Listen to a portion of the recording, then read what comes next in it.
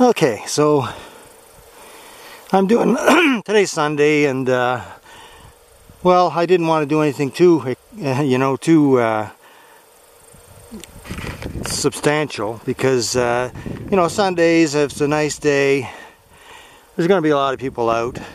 But I thought of coming here to the Quirk 1 mine site. It's someplace I haven't hiked for a number of years, and it seemed like a pretty good thing to do here today. I'm going to hike through the mine site here, and then I'm going to go down the old railway.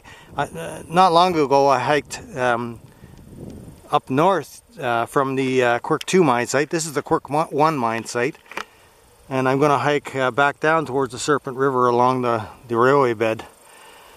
But anyways, right here now I got a few things to say. Okay, now so I'm up here where the, oh Jesus, deer fly. I'm up here where the mine shafts are, the Quirk 1 mine shafts. There's one right here. You can see the candy cane shaped pipes here. One here, and there's one farther over there. Two shafts here. And something I want to mention now is that I always try to get along with the mine site staff and the management. And I've had a meeting with Denison Mines, Denison Environmental really, to just talk about hiking in these mine sites. And what I came away with was that I'd probably be okay hiking in the mine sites. They can't come out and tell you, yes, go ahead, hike in the mine sites. They can't say that because of liabilities. But they conveyed to me the idea that I could hike in the mine sites as long as it's after working hours, 4 p.m. on the weekdays, and on the weekends I can hike in the mine sites. So that's what I've been doing. And oh geez, the deer flies here are getting me on the legs. Oh, I got him. Okay, so yeah, so that's what I came out of that meeting with, an understanding that I'd be able to hike in the mine sites on the weekends. Unless, of course, there's some special project going on and they have the mine sites closed for hiking, which is the case down at the Panel mine site right now. But, I took that at their word, and that they, they were going to be good about it and not do anything, disingenuous, let's say. And when I was there at that meeting, I mentioned to the safety person there, the safety lady, I think her name was Sandy, that when they do pesticide spraying in these sites, I mean, they have to keep the weeds back in some areas, and one of the areas they have to keep the weeds back is around these the mine shafts. Although it's hard to see that they've done any spraying here, but the sign at the gate says that they have done spraying here at the mine shafts. Not everywhere, just right here at the mine shaft. Sometimes they spray the dams and things like that.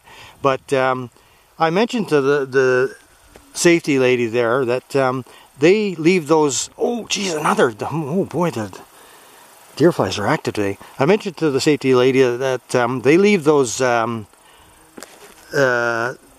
pesticide spraying signs up way too long. They put them at the entrance gate, and it has a red circle with a slash through it saying no hiking really. But I said to her that they leave those up way too long. I mean, pesticides, most of the pesticides that I know of have a re-entry time of somewhere between 24 and 48 hours. Now there are some that probably have longer re-entry times, but I don't think any of them have a re-entry time of over 1 month. And that's how long those signs have been there, over 1 month now. So in my mind, if they're going to be a little bit what I think is disingenuous, about things like that, to me, what they're doing is they're using those signs as a way to keep people out of the sites, and I don't think that's fair at all. On one hand, you know, there's a lot of things to consider here, because Denison Mines only controls, owns 3 of the sites, and this is not one of them. I don't think they have the blessing of the company, the Australian company that owns these sites, to stop hikers from coming in here. And so what I think they're doing is they're using methods that are underhanded, you know. And it upsets me, really, because I was straightforward with them. I said I wouldn't go in if there's signs up saying not to go in. I wouldn't go in on working hours, and I've held to that. And from what I see right now, they're playing games with signs. And I'm telling you right now, the only people that are keeping out with those signs are the people that are responsible and adhere to the signs. And I'm one of them, but now I came in here today because those signs have been up there for more than a month. It's ridiculous.